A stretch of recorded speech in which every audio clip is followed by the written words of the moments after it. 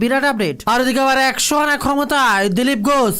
বাংলায় এবার ক্ষমতা দখলে দিলীপের হাতে কি গোটা দল। লোকসভার ভোটের অচেনা ময়দান, প্রথমবার হারের পর চক্রান্তের অভিযোগ করেছিলেন দিলীপ ঘোষ। আর এবার সেই অমিত শাহের সভার পর দিলীপ ঘোষকে এক বিরাট দায়িত্ব। স্বমহিমায় দেখা গিয়েছে আবার দিলীপ ঘোষকে আবারও ক্ষমতায়। আর তার মাঝে শুভেন্দুর বিরাট বার্তা, 26-এর ভোট আসতেই দাঁড়িয়ে আছে আয়। মমতা অভিষেক নয়, এবার কাকে চ্যালেঞ্জ শুভেন্দুর। এবার রাজনৈতিক চাপানুতোর আরো গভীর হচ্ছে। তাকে মালদাতে পা রাখতে দেব না, এবার তৃণমূলের মালদহ জেলার সভাপতি আব্দুল রহিম বক্সি। আর সেই মালদহের চাঁচলে সভা করতে গিয়ে পাল্টা আব্দুল রহিমকেই চ্যালেঞ্জ ছুড়ে দিলেন অভিষেক বন্দ্যোপাধ্যায়। চাঁচলের সভা থেকে শুক্রবার রহিমকে আক্রমণ করে শুভেন্দু বলেন, দাঁড়িয়ে আছি আয়। মালতীপুরের বিধায়ক রহিমকে 2026 সালের নির্বাচনে হারানোর চ্যালেঞ্জ জানালেন শুভেন্দু।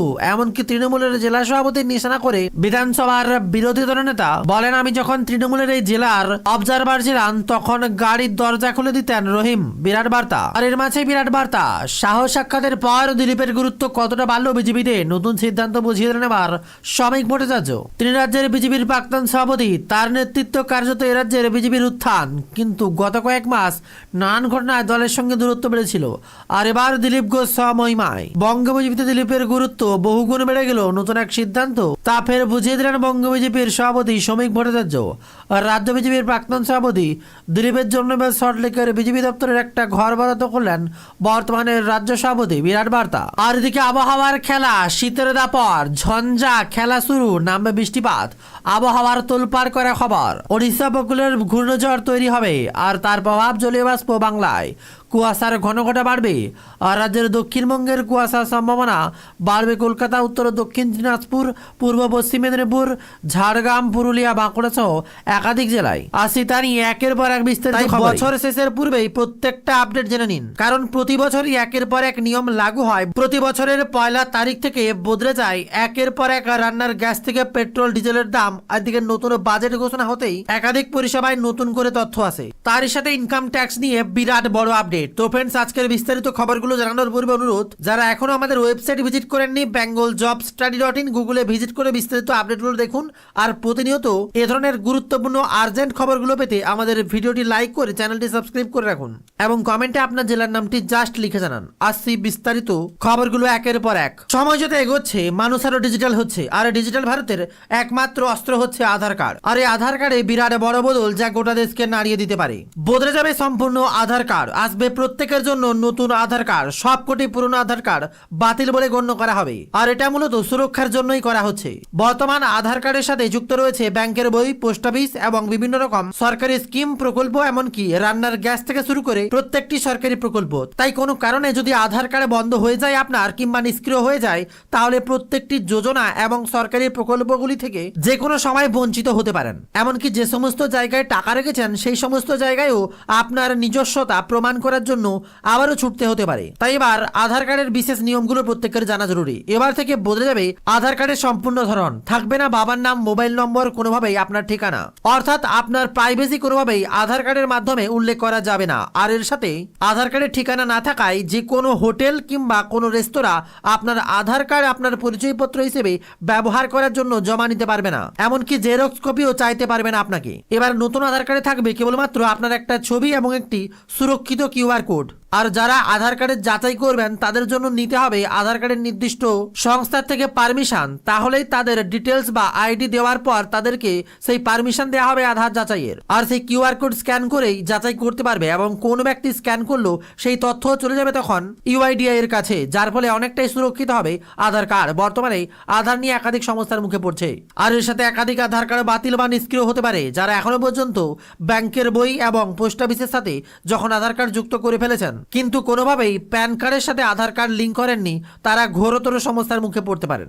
এমনকি এখনো সময় রয়েছে 1 জানুয়ারির আগে যারা আধার কার্ডের সাথে প্যান কার্ড যুক্ত করেননি, সময় আর অতিক্রম না করে প্রয়োজন হলে 1000 টাকা জরিমানা বা চার্জ দিয়েও আপনি আধার কার্ডের সাথে প্যান কার্ড বাধ্যতামূলক যুক্ত করে নিন। না হলে যে কোনো সময় আপনার ব্যাংকের সাথে আধার কার্ড যুক্ত থাকলেও নিষ্ক্রিয় হয়ে যাবে আপনার ব্যাংকের অ্যাকাউন্ট। আর যাদের এখনো পর্যন্ত আধার কার্ডের সাথে মোবাইল নম্বর যুক্ত রয়েছে কিন্তু আপডেট আপডেট নেই, অর্থাৎ পুরনো মোবাইল নম্বর অথবা যাদের মোবাইল নম্বর এখনো যুক্ত নেই তারা অতি সত্বর মোবাইল নম্বর যুক্ত করে ফেলুন, কারণ সঠিক আপডেটেড ডাটা না থাকলে আধার কার্ডের সমস্যার মুখে আপনিও পড়তে পারেন যে কোনো সময়। এদিকে যাদের আধার কার্ড 10 বছরের পুরনো তাদেরকে অতি সত্বর আধার কার্ড আপডেট করতে হবে। আপনার বায়োডাটা থেকে শুরু করে সমস্ত ডকুমেন্ট একবার যাচাই করে নিতে পারেন।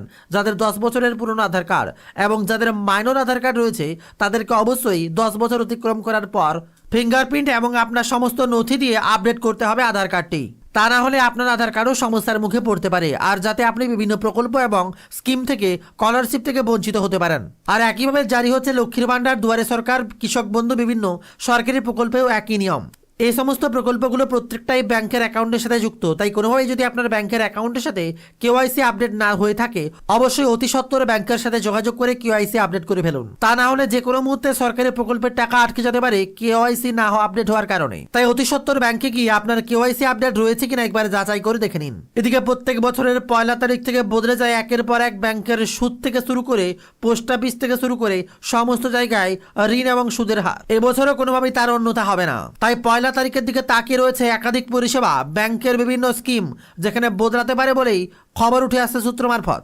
আর যারা 100 দিনের কাজ করে থাকেন এবং 100 দিনের টাকা প্রতিনিয়ত পেয়ে থাকেন তাদের জন্য বিরাট বড় খবর। এবার 100 দিনের বইতেও কেওয়াইসি আপডেট করতে হবে, তা না হলে আপনি পদে পদে পড়বেন বিপদে। ইতিমধ্যে 100 দিনের প্রকল্পের টাকা নিয়ে নয়ছয় করার ঘটনা ঘটেছে বহু জায়গায়, আর জানিয়ে রাজ্য সরকার কেন্দ্র সরকারের মধ্যে দ্বন্দ্ব চলছে।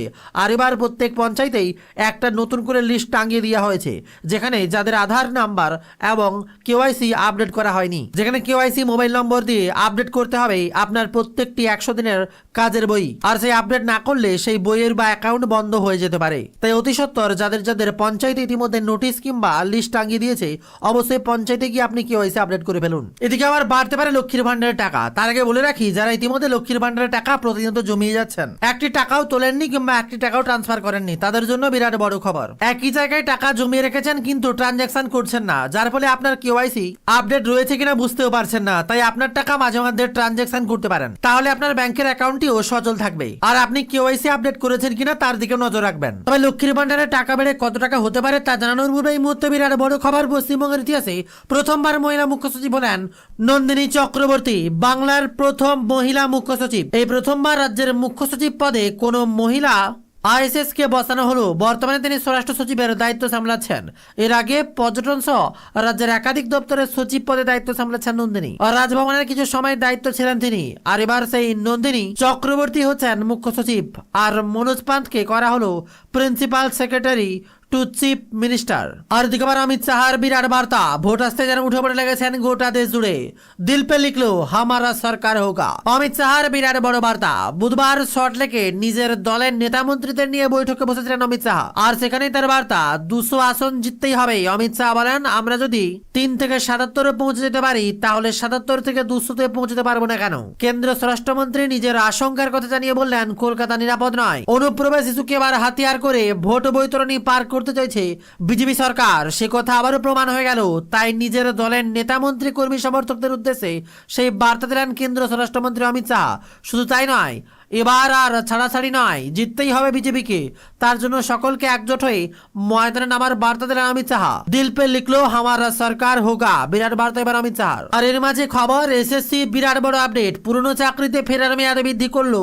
এবার পিছু হটলো রাজ্য, ফের জারি বিজ্ঞপ্তি। কারণ হাইকোর্টে মামলার জের, বিরাট বড় খবর সামনে। পুরনো চাকরিতে ফেরার মেয়াদ বৃদ্ধি আরো পিছু হটলো রাজ্য, ফের বিজ্ঞপ্তি জারি করতে জানানো হলো। মেয়াদ বৃদ্ধির সিদ্ধান্ত আপাতত স্থগিত রাখা হচ্ছে। কলকাতা হাইকোর্টে দায়ের হওয়া মামলায় প্রেক্ষিতে সিদ্ধান্ত হলো বলে জানা গিয়েছে। সুপ্রিম কোর্ট নির্দেশ দিয়েছিল 31 ডিসেম্বর 2025-এর মধ্যে যোগ্য চাকরিহারা যারা 2016-তে অন্য কোনো সরকারি চাকরি ছেড়ে এসএসসি স্কুল শিক্ষকতার যোগ দিয়েছেন তারা পুরনো চাকরিতে ফিরে যেতে পারবেন। আর সেই প্রক্রিয়া সম্পন্ন করতে হবে রাজ্যকে, কিন্তু সমস্ত ক্ষেত্রে পুরনো চাকরিতে ফেরানোর প্রক্রিয়া সম্পন্ন করা যায়নি।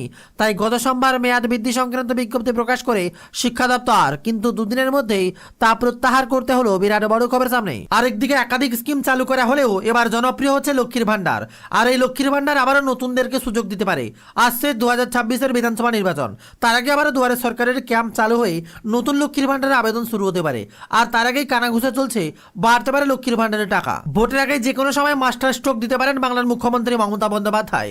আর যে টাকা বর্তমানে 1000 এবং 1200 রয়েছে, সেই টাকা বেড়ে 1800 এবং 2000 টাকা পর্যন্ত হতে পারে, যা কেন্দ্র সরকারকে দেখিয়ে দেবে রাজ্য সরকার কি পরিমাণ লক্ষ্মীর ভান্ডার মহিলাদের সাহায্যের হাত বাড়িয়ে দিয়েছে। কারণ রাজ্য কেন্দ্রের দ্বন্দ্বে একটা মাত্র উপহার লক্ষ্মীর ভান্ডার জানিয়ে টানপোড়েন চলছে। কেন্দ্র সরকারও বলছে রাজ্যে ক্ষমতায় এলে তারাও লক্ষ্মীর ভান্ডার দেবে, যার ফলে লক্ষ্মীর ভান্ডার প্রকল্পকে কাজে লাগিয়ে রাজ্য সরকার আবারও ক্ষমতা দখলের চেষ্টা করবে বাংলায়। তাই লক্ষ্মীর ভান্ডারই থাকবে বাংলার মুখ্যমন্ত্রী মমতা বন্দ্যোপাধ্যায়ের আবারও মূল অস্ত্র, কারণ মহিলাদের হাতেই থাকছে বাংলার মহিলা ভোটের চাবিকাঠি। তাই সেই ভোটকে আরও সুরক্ষিত মজবুত করতে মমতা বন্দ্যোপাধ্যায় যে কোনো সময় লক্ষ্মীর ভান্ডার নিয়ে নতুন ঘোষণা করতে পারেন। এদিকে আবার ব্যাংক, পোস্ট অফিস থেকে শুরু করে আবাস যোজনায় বিরাট বড় পরিবর্তন। এবার নতুন করে জানুয়ারি থেকে আবাস যোজনার নতুন লিস্ট চালু হতে পারে। যাদের এখনো মাটির বাড়ি রয়েছে অথচ কোনোভাবেই পাকা বাড়ির লিস্ট আসছে না কিংবা আবাস যোজনায় নাম পাচ্ছেন না, তাদের জন্য বিরাট বড় খবর।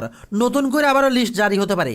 যারা ইতিমধ্যে লিস্টে নাম থেকেও পাচ্ছেন না, তারা যোগাযোগ করতে পারেন। আর যদি আপনার নাম না থেকে থাকে, অবশ্যই আরেকবার আবেদন করতে পারেন, কারণ আবারও আবাস যোজনায় ধামাকা নিয়ে আসতে পারেন বাংলার মুখ্যমন্ত্রী মমতা বন্দ্যোপাধ্যায়। ইতিমধ্যে পথশ্রী প্রকল্পে মাইলের পর মাইল নতুন করে পাকা রাস্তা তৈরি করে দিচ্ছেন মমতা বন্দ্যোপাধ্যায়। আর এবার বিরাট বড় ঘোষণা, আবাসের দিকেও নজর দেবে বাংলার মুখ্যমন্ত্রী, কারণ এবার 26-এর ভোটের মূল অস্ত্র হবে মমতা বন্দ্যোপাধ্যায়ের প্রকল্প। তবে শুধু এতেই শেষ নয়, থাকছে আরো একটি গুরুত্বপূর্ণ ঘোষণা। তা থাকছে আমাদের ওয়েবসাইট bengalJobStudy.in এ বিস্তারিত আপডেট। জাস্ট গুগলে সার্চ করলে পেয়ে যাবেন। এদিকে আবার থাকছে মাধ্যমিক, উচ্চ মাধ্যমিক পরীক্ষার্থীদের পরীক্ষার তারিখ থেকে